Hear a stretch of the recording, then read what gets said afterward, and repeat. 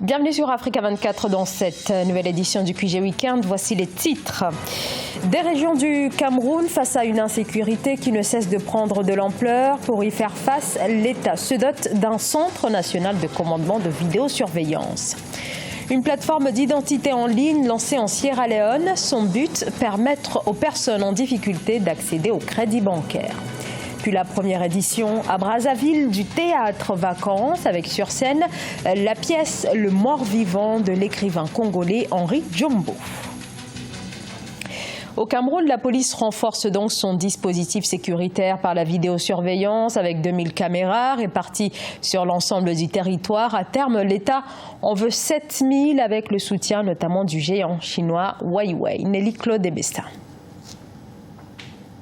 La police camerounaise a franchi un nouveau cap dans la protection du territoire. En s'arrimant aux technologies de l'information et de la communication, les services de sécurité du pays bénéficient désormais d'un centre de commandement de vidéosurveillance. L'infrastructure, selon les forces de défense et de sécurité, vise à sécuriser le territoire, lutter contre le grand banditisme et le désordre urbain. Au-delà de son apport déterminant dans le contrôle et le dénouement de situations délictuelles ou criminelles, la régulation de la circulation routière et même la lutte contre le désordre urbain, ce centre est un cadre approprié de gestion de crise et de surveillance. Le système de vidéosurveillance installé à Yaoundé, d'une capacité actuelle de 2000 caméras, est doté de générateurs électriques, soit une autonomie garantie pour assurer le service en cas de coupure d'énergie électrique. C'est un élément qui marque une volonté d'ajustement de la police camerounaise à son environnement d'origine. Sûrement, il vient en réponse à une limite en termes d'information pour justement aider ces éléments de la police à être davantage dans une logique d'anticipation. À terme, les autorités s'attendent à avoir 7000 caméras de vidéosurveillance pour la couverture des 10 régions du pays et la mise en place d'un système de gestion d'appels d'urgence. L'agriculture, un secteur en crise sur le continent africain et pour cause. Seuls 5 pays respectent les engagements de Maputo de 2003 d'y consacrer au moins 10% de leur budget. C'est notamment le cas au Rwanda où des pans entiers de cette industrie souffrent du manque de financement étatique et aussi du secteur privé. Nathalie Mo. L'agriculture manque de financement au Rwanda. Selon la Banque centrale rwandaise, le secteur a reçu 6,15% de prêts bancaires entre 2014 et 2018. Les financements publics, eux, ont varié entre 8,5% et 9,7% du budget national entre 2015 et 2019. Un faible accès aux investissements résultant de l'absence de données agricoles fiables et de la méconnaissance des risques liés à l'activité. Les banques, dans leur modèle d'analyse des risques préalable à toute opération de financement, ont besoin de données fiables pour effectuer aussi bien des analyses prospectives et des analyses rétrospectives. Donc, l'absence de données fiables va augmenter l'appréhension du risque chez le banquier. Les banques commerciales développent des solutions face à ce défi. Elles ont mis en place des services bancaires mobiles fournissant des microcrédits destinés à environ 1,2 million d'utilisateurs. Le mobile money peut véritablement contribuer à accroître l'accès au financement des entreprises agricoles au Rwanda parce que le mobile money est un véritable vecteur de bancarisation des petites unités informelles qui étaient jadis exclues du système bancaire. Des spécialistes estiment que des politiques de financement pourraient permettre au gouvernement de porter le taux d'investissement dans l'agriculture de 5,2% en 2017 à 10,4% en 2024. En 2018, le secteur agricole représentait 53,7% du produit intérieur brut du Rwanda.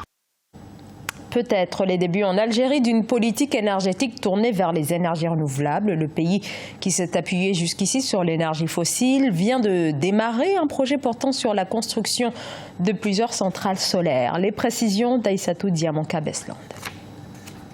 L'Algérie est sur le point de lancer son projet national de construction de 5600 MW de centrales solaires. Son objectif premier est de renforcer son réseau électrique pour les années à venir. Les compétences nationales actuelles sont capables de mener ce projet dans toutes les étapes de l'étude jusqu'à la réalisation finale.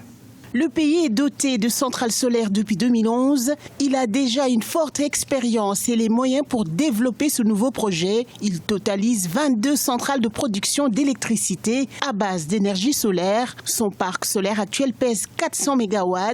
En totalité, l'Algérie a une production actuelle de 20 gigawatts d'électricité pour une demande de 15,8 gigawatts. Il est évident qu'aujourd'hui, avec l'ensoleillement que connaît l'Algérie, et notamment avec des zones désertiques, il est opportun de se lancer dans ce type de projet. On sait que l'année dernière, le Maroc a ouvert la première centrale solaire au monde.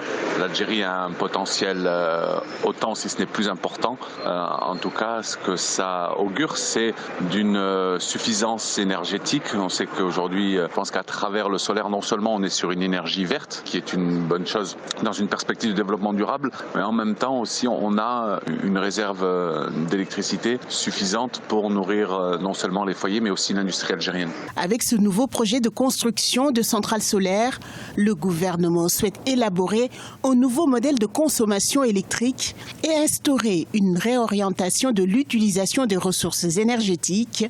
L'objectif final, apporter sa consommation à au moins 30% de l'énergie consommée dans le pays. Une association vient de lancer en Sierra Leone une base de données en ligne sur l'identité, mais aussi sur l'historique de crédit de certains usagers. Une plateforme qui vise à leur permettre d'avoir un meilleur accès aux prêts bancaires. Les précisions de Philomène Tine. Kiva, une association caritative, a créé une base de données d'identité en ligne en Sierra Leone, permettant aux personnes en difficulté d'obtenir un prêt tout en prouvant leurs antécédents de crédit. La plateforme permettra aux prêteurs de consulter l'historique de crédit des citoyens à l'aide d'empreintes digitales et d'autres données biométriques. Nous pensons que le système bénéficiera d'une large couverture Internet, mais à court terme. Nous constatons que la connectivité Internet existante, fournie par le réseau Wi-Fi, est plus que suffisante pour soutenir la mise en œuvre du programme. Kiva facilite les petits prêts dans 80 pays, mais la Sierra Leone est le premier pays à avoir mis en place un système de crédit en ligne conçu par l'organisation. Selon les données de la Banque centrale, plus de 3/4 de la population de la Sierra Leone se trouve en dehors du secteur bancaire formel.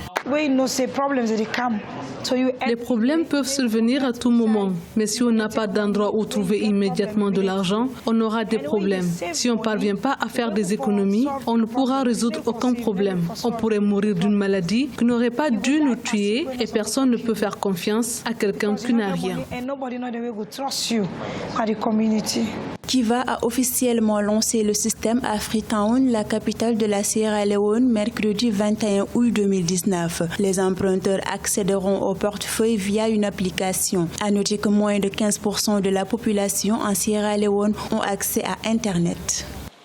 On en vient à la première édition en République du Congo du théâtre Vacances. Beaucoup d'engouement à Brazzaville, vous allez le voir, autour notamment de la pièce Le mort-vivant de l'écrivain Henri Djombo. Notre correspondant d'Eva Panzou a assisté à la représentation.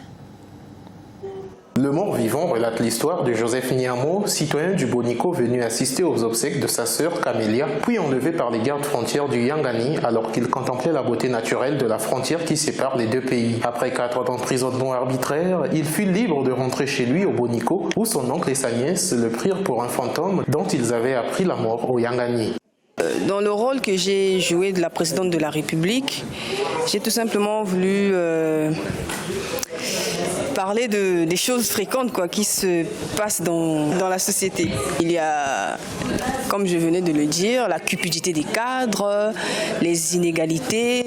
Durant son séjour, Joseph Niamo fut l'objet de tortures et d'injustices de la part des autorités du Yangani avant de recevoir des propositions de travailler pour ce pays de la part de la présidente de la République, président de la Cour martiale. Le mort-vivant ainsi que d'autres pièces de théâtre sont jouées dans le cadre de la première édition du théâtre Vacances. Le but, c'est d'occuper les jeunes pendant les vacances, théâtre vacances. Théâtre vacances du carrefour du livre et du théâtre. Il y avait plein de jeunes qui étaient là. Si ces jeunes n'avaient rien à faire, ils auraient dû être ailleurs et faire peut-être quelque chose de plus grave. Et c'est la première édition, nous espérons bien que chaque vacances, à la même période, pourquoi pas, qu'il y ait des assises comme ça avec du bon théâtre.